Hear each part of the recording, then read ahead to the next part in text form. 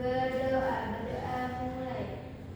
Bismillahirrahmanirrahim. Amin.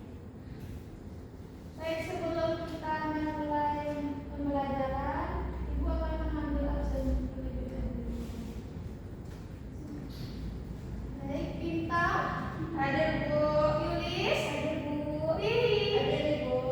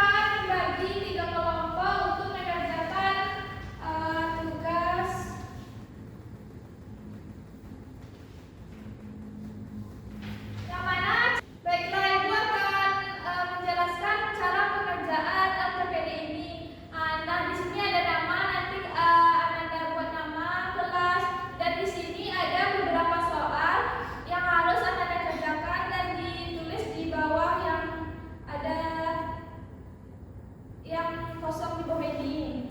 Ya Bu. Kelompok 1 bintang. Kelompok 2 tulis. Kelompok 3 pilih.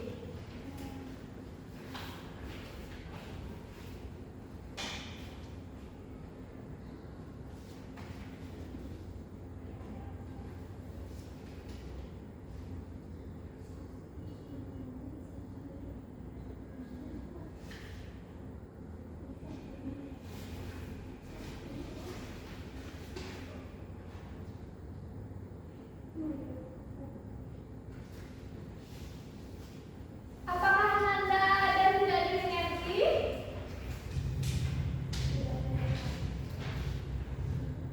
Kok beda Bu?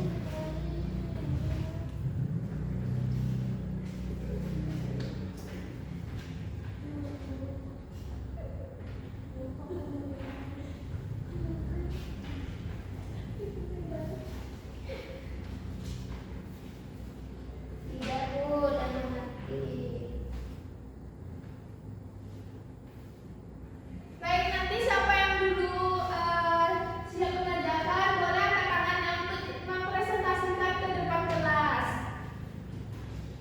Sudah siap Bu. Baik, kepada kelompok 2 Unis boleh maju ke depan.